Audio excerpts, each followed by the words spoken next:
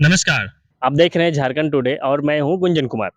देखिए, आज आप देख पा रहे होंगे कि ये पुलिस मुख्यालय का हम आपको एक दृश्य दिखा रहे हैं, जहाँ की आज क्राइम कंट्रोल को लेकर एक बैठक आयोजित की गई। दरअसल इस प्रकार की बैठक जो है, हर महीने होती है, लेकिन इस बार का बैठक जो है, कुछ अहम बिंदुओं को लेकर हुई है। हम बात कर रहे थे कि क्राइम कंट्रोल को लेकर जो है पुलिस मुख्यालय के सभागार में बैठक आयोजित की गई थी। यहाँ जिले के सभी थाना प्रभारी व पुलिस पदाधिकारी मौजूद रहे।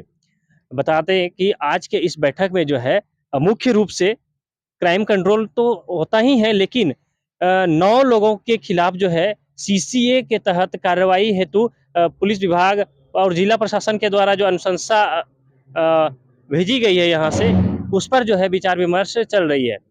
जैसे ही इस पर फाइनल हो जाता है, इस ये प्रोसेस जो फाइनल हो जाता है, तब जो है कुल 9 लोगों के खिलाफ सीसीए के तहत कार्रवाई की जाएगी, जो आज के इस बैठक का अहम बिंदु रहा। सर, सीसीए के तहत अब तक कोई कार्रवाई हुई है क्या जिले में? सीसीए के तहत 9 लोगों का प्रपोजल बढ़ाया गया है और उसमें से 7 लोगों का अप्रूवल जो है वो अग्रतर कार्रवाई के लिए किया गया है, जिसमें कि 3 पीएलएफआई के अपराधी हैं, जिन पर कि 12 सेक्शन 12 में कार्रवाई के लिए लिखा गया है, जो कि आगे जाएगा, होम वगैरह में जाएगा और अप्रूवल के लिए अग्रता जो कार्रवाई है उसमें होगी। इसके अलावा बात करें तो पुलिस प्रशासन की टीम द्वारा लगातार इस प्रकार की बैठकें की जाती है, जिस बैठक में कि हर महीने अलग-अलग थाना क्षेत्रों में हो रहे क्राइम को लेकर जो है उस पर चर्चा की जाती है और उस क्राइम को कंट्रोल कैसे किया जाए, इस पर विशेष विचार-विमर्श किया जाता है। इसके अलावे जो है आज पुलिस अधीक्षक अमन कुमार ने इस इन तमाम प्रकार के बिंदुओं को लेकर सभी थाना के थानेदार और पुलिस पदाधिकारी के साथ बैठक की। चलिए, हमने इस विषय को लेकर पुलिस अधीक्षक अमन कुमार से जानने का प्रयास किया कि आज के इस बैठक में क्या-क्या चर्चाएँ हुई, किस बिंदुओं को लेकर बैठक की गई और साथ ही जो सीसीए की हम चर्चा कर रहे थे, तो सीसीए के बारे में भी उन्होंने बताया कि कुल 9 लोगों पर जो है सीसीए के तहत कार्रवाई हेतु प्रक्रिया जो है चल रही है, जैसे ही प्रक्रिया पूरी होती है, उस पर कार्रवाई की जाएगी। तो सुनिए, अमन कुमार ने क्या कुछ कहा। आज 10 मई को सभी डीएसपीज़, इंस्पेक्टर्स, थाना प्रभारियों के साथ और सभी शाखा प्रभारियों के साथ क्राइम मीटिंग की गई, जिसमें कि सभी तरह के कार्यों की समीक्षा की गई। जो भी कांडों का डिस्पोज़ल है हमारे जिला में, वो प्रतिवेदित कांडों से ज़्यादा है। चाहे वो यूडी कांड हो, चाहे जनरल कांड हो, हर एक क्षेत्र में जो कार्रवाई की जा रही है थाना प्रभारियों द्वारा, वो बेहतर है।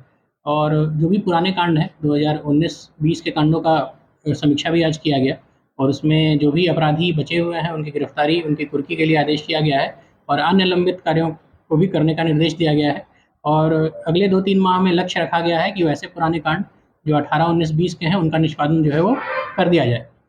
अपराधियों के विरुद्ध जो सीसीए की कार्रवाई होती है, उसमें सीसीए के लिए कई लोगों के विरुद्ध बढ़ाया गया है, जिसमें कि 12-3 में भी 3 अपराधियों के सीसीए के लिए बढ़ाया गया है, जिसमें कि पीएलएफआई के उग्रवादी जो हैं वो शामिल हैं। उनके विरुद्ध अप्रूवल भी डीसी कार्यालय से हो गया है और उसको फ़ॉलो अप किया जा रहा है। उसके संबंध में भी चर्चा की गई और जिनका थाना हाज़िरी और जिला बदर के लिए सीसीए भेजा गया है, उसमें भी 7-8 लोगों का अप्रूवल हुआ है। उसको लेकर भी अग्रतर कार्रवाई के लिए चर्चा जो है की गई है।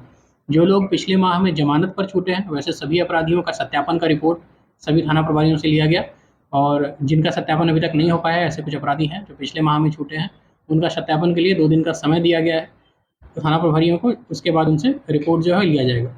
जिला में मालखाना के डिस्पोजल के लिए भी हम लोग लगातार कार्रवाई कर रहे हैं, जिसमें कि आर्म्स के डिस्पोजल के लिए जो डीएफयू की बैठक होती है, जो थाना प्रभारियों को ऐसे लिस्ट लिया गया है आर्म्स का, जिसका डिस्पोजल कराना है न्यायालय से आदेश लेके, उसके संबंध में निर्देश दिया गया है।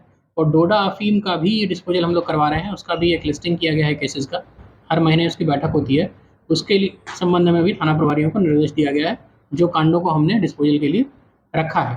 इसके अलावा वाहन जो हमारे थानों में पड़े हैं पुराने, उसके डिस्पोजल के लिए हम लोगों ने जो लावारिस वाहन है उसकी लिस्ट ऑलरेडी डीटीओ को सबमिट की थी। पिछले क्राइम मीटिंग में वो अपडेट किया गया था।